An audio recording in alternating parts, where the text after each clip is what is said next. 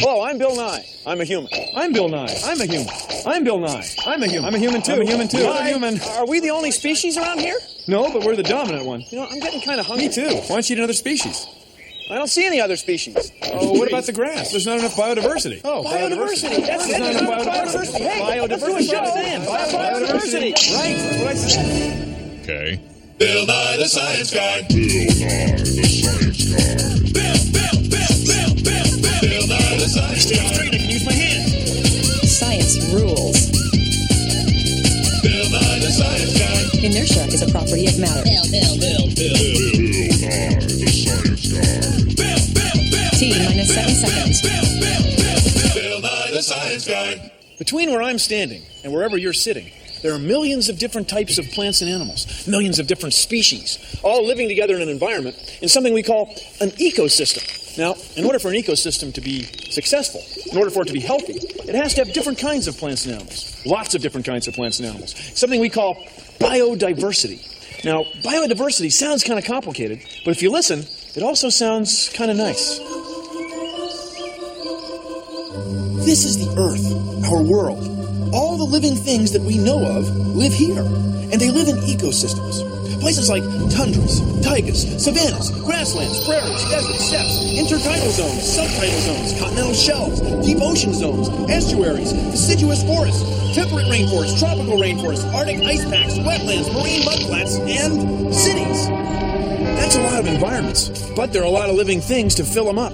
The Earth's environments are just crowded with life. Living things take hold everywhere they can.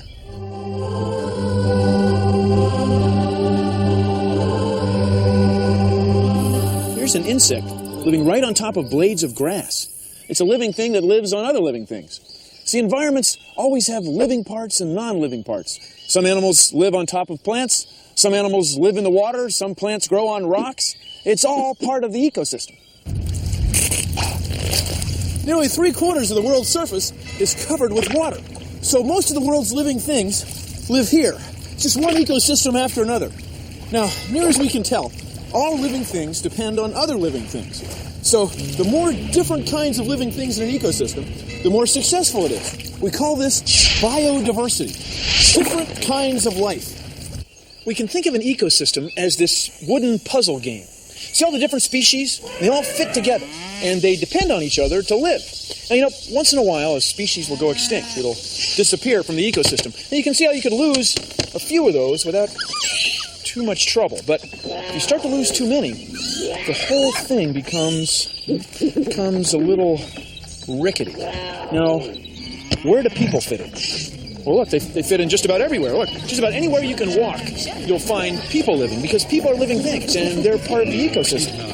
So, when we go to manage an ecosystem, we have to be careful about how things fit together, or there won't be a place for us. We have to be very careful, extremely careful.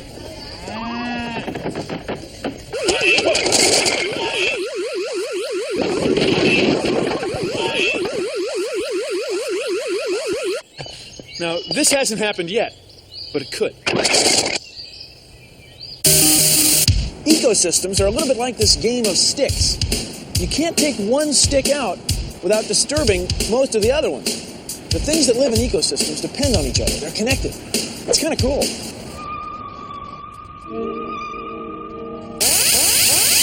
Want to help biodiversity in your own backyard? Build a bird shelf. Here's what you do. Take a piece of wood that looks like this. Then, cut 4 squares out of that wood so it looks like this. Then cut another piece of wood that looks like this. Get an adult to help you.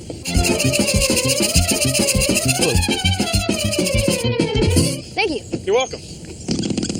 Now that you have your 4 squares, glue them together so they look like this. Now place this back on the wood, line it up, measure it off, and get the adult to help you again.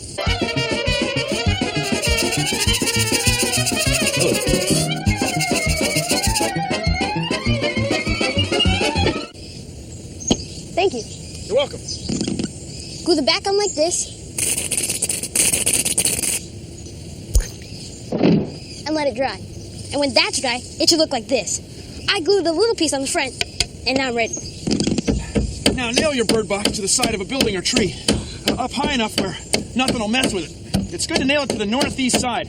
That way the little birds won't get too hot. Just nail it up there and the birds will do the rest. How we doing, Jafar? Okay, Bill, about 15 more minutes. 15 minutes. Great. So this is an ecosystem. And so is this. And so is this. An ecosystem is made up of plants and animals that live together in an environment. You and I and every living thing are part of an environment. Now, environments will have non-living things, too, like seawater, rock, sand, and silt.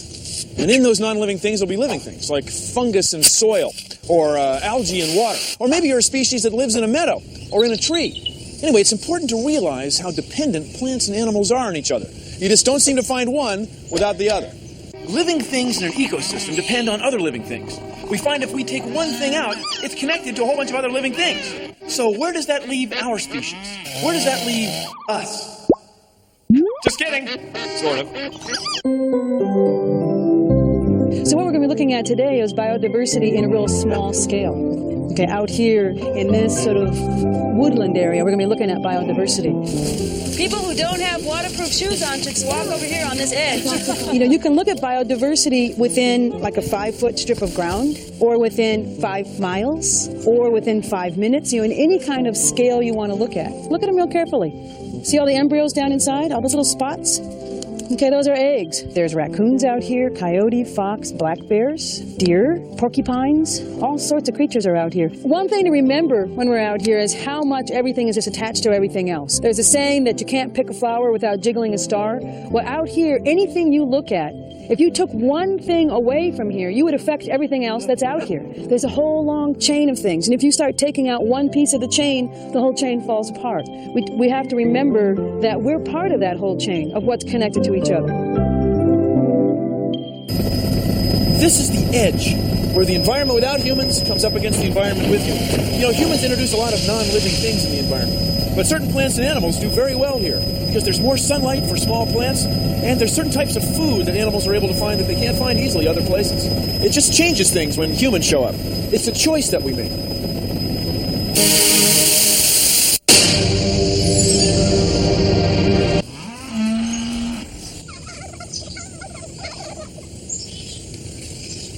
Consider the following. We have animals, we have plants, but do we have an ecosystem? Well, this is a tricky one, because the plants and animals on a farm don't depend on each other. Now, here they depend on a farmer. Now, we replace all the different kinds of plants and animals that were here and put just one species in a field or one type of animal in a pasture. We have corn, cows, chickens, and cotton, and other things that don't begin with C, like yams. What? So does that mean that farms are terrible things and we should shut them all down? No, because we're a species and we need to live too. We need farms the same way we need cars and trucks and buses. They're things that humans choose to build. Hey, would you guys knock it off? There's plenty of bugs, grass, and grain around here for everybody. Pretty soon, people will be working in this office park. Now, what happened to all the badgers, moss, mushroom, and sunflowers that used to be here? Well, there are not as many of them as there used to be.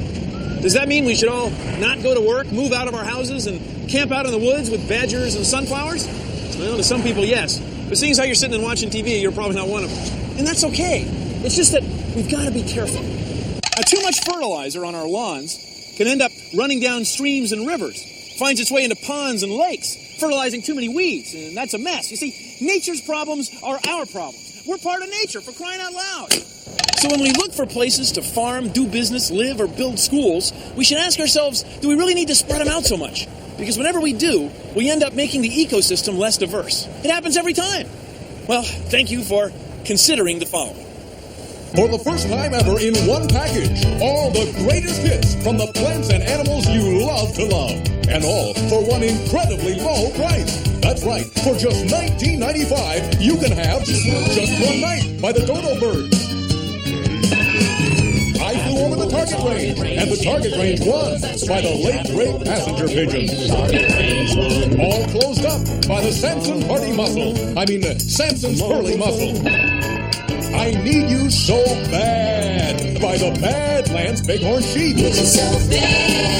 Now these species are no longer available, so the sounds have been recorded in their original styles by a garage band from Seattle.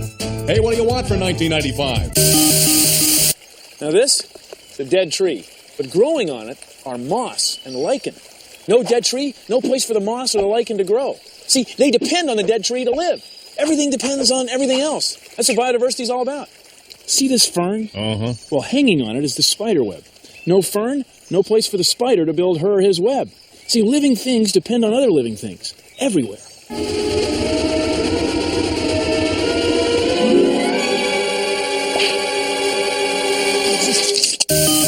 Welcome to BSN, the Biodiversity Shopping Network.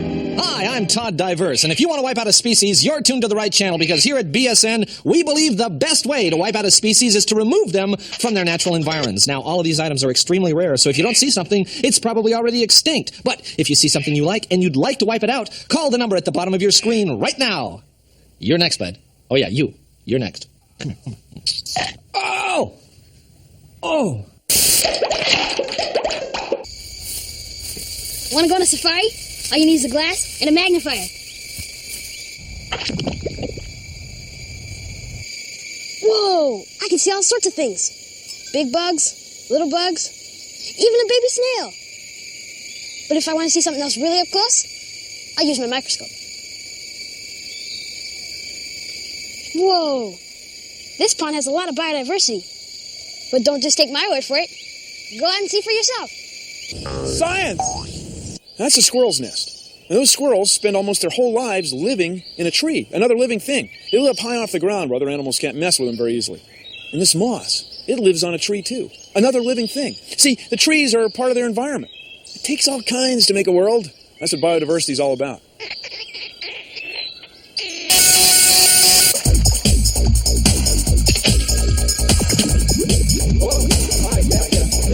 I can't talk long because I expect you a bunch of people to come down. Yeah, I think I see him. Yeah, you're here now. I gotta go. Okay, talk to you later. Bye. That was my mom.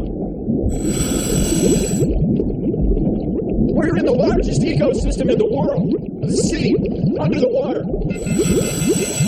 71% of the Earth's surface is covered by water.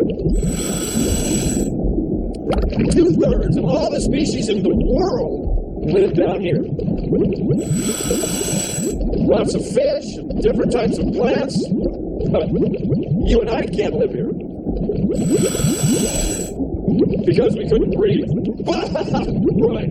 Duh.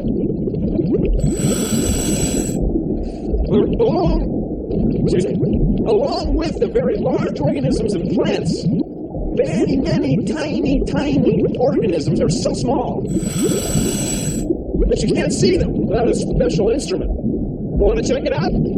Today we have some very rare items, starting with this lovely combination of Kalanchoe, Stapelia, and some beautiful rabbit ear fern there. This would be a lovely addition to any home. And I believe the caller is there, is that right? Order pizza? Science! Here's 5 things you can do to help promote biodiversity. 1. Recycle glass and paper from your household. 2. Leave nature in nature. Don't bring stuff home from forests, tide pools, or deserts. You can look at it and admire it, just don't take it out of its natural place. Take a picture instead. 3. Plant a tree. Better yet, plant 2 trees. 4. Hiking or biking, stay on the trail so you don't disturb local plants and animals. 5. Don't put oil, gas, solvents, or anything for that matter in storm drains. It wreaks havoc on the ecosystem and damages the environment. Here's way more things you can do. No litter. Have your home use one diapers and your brothers. Recycle aluminum instead of a bird feeder. Take a bus. Clean up each tree. Wash your car on the lawn. Wash your boat with a scrub brush. Use pine with safe sauce. Close your windows. Don't use too much sex. Don't fertilize your lawn. Plant another tree. Be a nice. Don't put your lawn.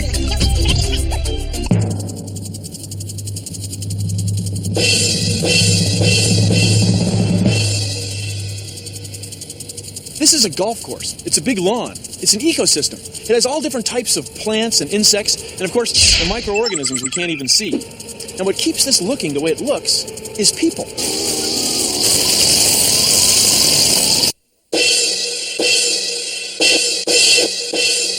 That's right. If humans weren't here working on it all the time, it wouldn't look anything like it does right now. It would probably look more like this. There'd be a lot more diversity of life. Maintaining lawns is a choice our species makes. They're very rare and extremely precious to the North American ecosystem. So stay tuned to the BS. There are lots of living things all around us that you can't even see. like mold spores and bacteria. You can't see them, but they're really important. It's really easy to grow enough mold so that you can see it. Here's what you do. Take a teaspoon of water, put it in a plastic bag. Then, put it in a slice of bread. Seal the bag, and wait. After 3 or 4 days, take a look. Don't open it, just look. All the really fuzzy stuff, that's mold. We breathe in mold spores all the time. The air is loaded with them. The most common colors of mold are black, blue, green, or tan maybe. Molds make penicillin, and even soy sauce. I bet these bacteria were on my hands when I put the bread in the bag. Some bacteria make cuts infected. Some make yogurt. And these living things are all around us. Not bad for one slice of bread. The thing about most ecosystems is, the more diverse the species, the healthier the system. The only thing is, we can't tell what species we're going to need to survive. So we better take care of as many things as we can. See this planet? It's home to all of us. That's why we need to make it a nice place to live. Science rules!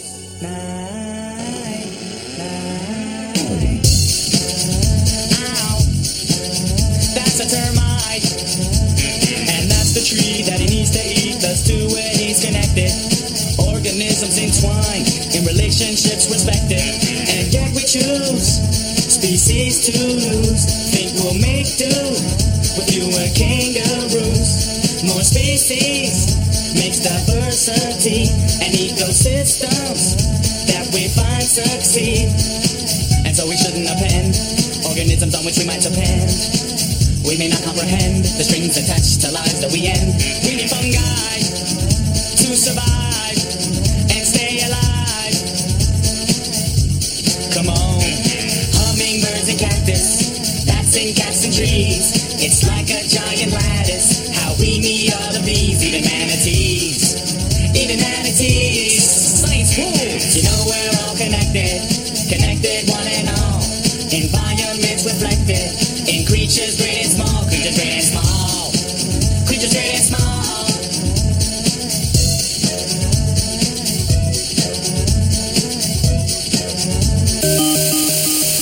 Well, thanks for hanging out with me today. It's great having you around the ecosystem. In fact, it's great having everything in the ecosystem. But you know, as more and more species disappear, it's harder and harder to keep the ecosystem in balance, because we don't know which species are needed to hold it all together. We got to keep our bio diverse. We got to be careful. Well, if you'll excuse me, I got some plants and animals to keep track of. See you around the ecosystem.